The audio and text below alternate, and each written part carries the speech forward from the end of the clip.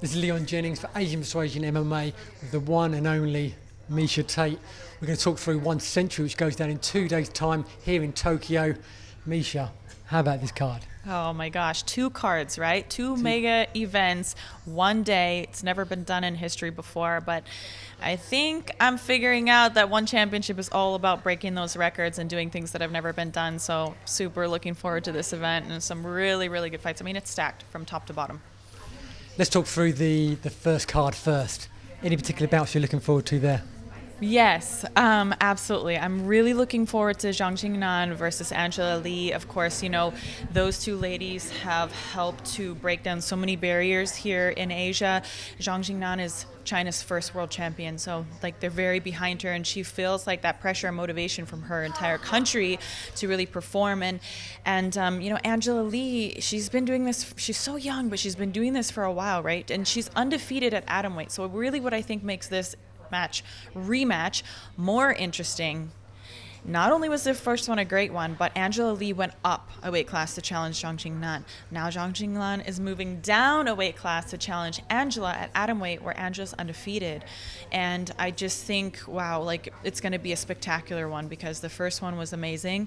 Now Angela Lee not only is just, you know, going for something else, but like this is her belt to defend. So I think she's really motivated, and she looks great. Zhang Jingnan looks great. They've both passed their weigh-ins and hydration testing, so I'm excited for that one. A couple other ones if I have a moment to still chat about this.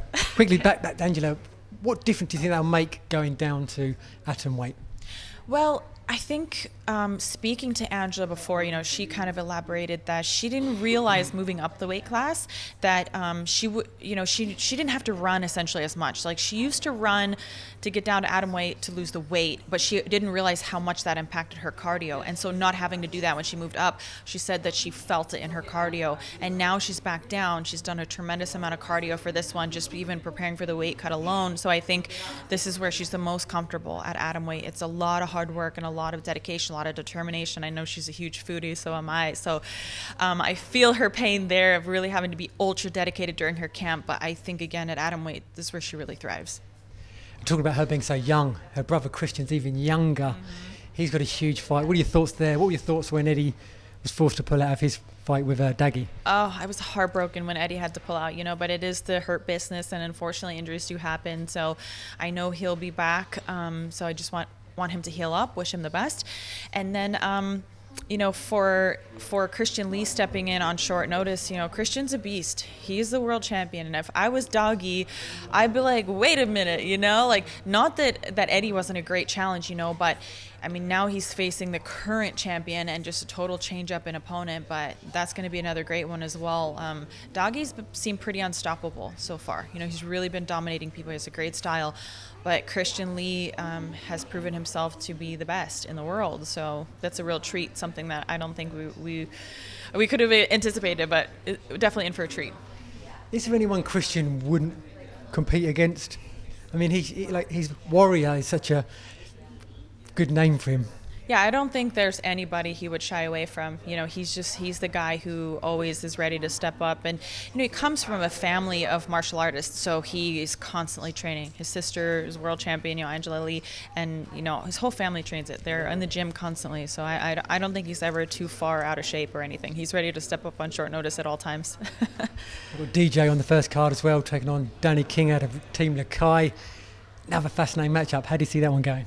Oh, that's the other one that I was going to talk about earlier. It was like such a good one. Oh my gosh. So we have, I mean, I think Demetrius Johnson is the greatest of all time. He is such a spectacular athlete. And I mean, we all know DJ, right? So I don't think I have to really elaborate on him, but I think people may be less familiar with Danny King Ed. And let me tell you what, this guy you want to watch out for, because if DJ makes a single mistake, if he doesn't come at us 100%, Danny King Ed will walk away with this. Like, he is such a gamer. He really fights with the pride of his country and Team Lakai on his shoulders, and he's just incredible. Like, I still remember like his fight with Reese McLaren, just like this gives me goosebumps. Like I thought that was such an incredible and ballsy performance. I mean, he had a black belt who submitting everybody, just killing everyone on the ground, and then with like 30 seconds left, he's taking down Reese McLaren, and you're like, wait a minute, this guy's crazy, and people are like, oh, he's out of his mind. I'm like, you know what? He's really smart actually, because he realized like if I can beat him to it. If I can take him down and like make a statement, and I think he kind of mentally broke Reese a little bit. So he's a gamer, and I think he will absolutely push the very best out of DJ. So I think that's going to be another spectacular one to watch out for. I think those in maybe the West aren't so familiar with the Team Nakai gym and the phenomenal athletes they have. I mean, they finished last year with 4 of the belts in one championship, which is crazy. Let's go on to the second card. What bouts are you looking forward to there most? Well, let's start with the main event, right? So Brandon Vera versus Aung Song. I think a lot of people have to remember Brandon Vera. He's pretty legendary in his own right. But look, he's been the heavyweight champion now for some time, and he's finished all 4 of his opponents in the first round with a knockout. I mean, it's just like next level. He just defies the odds. And now he wants to move down to light heavyweight to accomplish, a dream come true for him, which is to become the champ, right? He wants to have 2 belts. I mean, that's not something very many people can accomplish. So he's highly ambitious, even though I would say he's in the latter parts of his career, still as motivated as ever. And Aung La, man, he's the guy who always defeats the odds. He's the guy who goes out there and will do what nobody thinks is possible. And now he's already a dual world champion. So I think he has a big test in front of him, but man, he's legit, and he's the world champion, and he's got the whole country of Myanmar behind him. He's a local hero there, so very inspirational character. It is. That's an apt bout to finish with. I mean, that's going to be pretty epic. Also got Bibiano Fernandez defending his belt against Kevin Bellingon, against Team Nakai. Their 4th matchup. What are your thoughts on that one? Oh my gosh. So this one is crazy because this is the 4th time, which we don't really get to see that very often, right? Like 4, it's usually trilogies. But what happened is the first time it wasn't a title fight, right? And then Kevin lost via submission, right? Then they eventually worked up and they rematched each other for the belt, right? And then it was a split decision win for Kevin, and Bibiano lost. But Bibiano never felt like he lost that. He was like determined, like, I didn't lose that split decision, right? And that's how split decisions are. It's very divided. And the fans are very divided in this too. That's what makes it so exciting. Then it continues on, right? And so now here we are, and they both proven that they have ways of beating each other. And I've been saying this, that I feel like they're kind of like the Ali Frazier of martial arts, right? Because they have such a storyline. They have a good healthy rivalry. People are super interested in this, and it's electric. Every time they step in there, it's absolutely mind-blowing. So I'm really looking forward to that one. Can you make a prediction on that one? I mean, like say, bouts, they never face each other 4 times. This 4th time. It's got to be the last time. Or is it? Or is it? Yeah. Maybe we might get another split decision. You won't hear me complaining. Look, I think to make a decision is preemptive. Like I said, it's so back and forth every time that they go at it.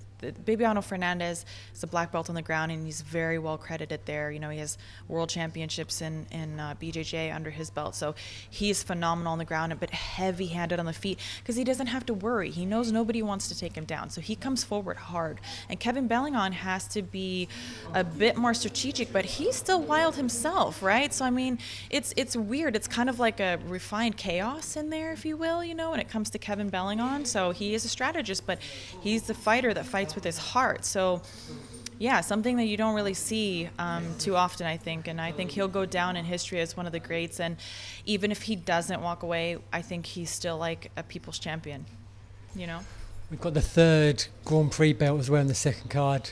Georgia Petrosian versus Sami Sana. How do you see that one going? Oh, okay. So this is incredible. A $1 million prize has never been done in kickboxing history. So I think these 2 guys are more motivated than they've ever been in their career. This is not something, I don't know if people understand the magnitude. This is not something that happens in kickboxing or Muay Thai. So I think one championship, the opportunity that they're giving for these athletes is something that is not being taken lightly, and they're performing like their life depends on it, right? And Sami Sana, he's a bit of a spoiler, right? He's had some great upsets in this, and he's really developing into maybe he's already developed into the one of the best kickboxers, but I think he's still developing. And now he's taking on the doctor, Giorgio Petrosian, who pound for pound is arguably the best kickboxer to ever do it. So it's going to be a good matchup as well, and definitely looking forward to that one. Lastly, we've got Arjun Bula making his one debut against Mauro Cirilli, who's fought for the belt. How do you see that one going? So, we have a former champion in Cirilli. He's well-rounded. He's a big guy, big, powerful. We have the two really big, powerful guys. And then, we have Ajer, who's has a great wrestling background, heavy-handed. And I just feel like with these two guys, the way that they go, I don't see this one going to the distance, right? I mean, they have good gas tanks for big guys, and they throw a lot of leather. So I think they're going to be putting some heat out there, and that'll always be a treat for us, right? It's always fun to watch the big guys get in there and throw down with small gloves. They are big guys. Lastly, what do you think of the Grand Prix belt? I like it. Oh yeah, I mean it's great, and I think it's a beautiful belt, obviously, and also I think when you have when you achieve something like this, when you have to go through multiple opponents, I think it's worthy of that, right? I mean, I think it's worthy of notability, and I love it. I think it's great.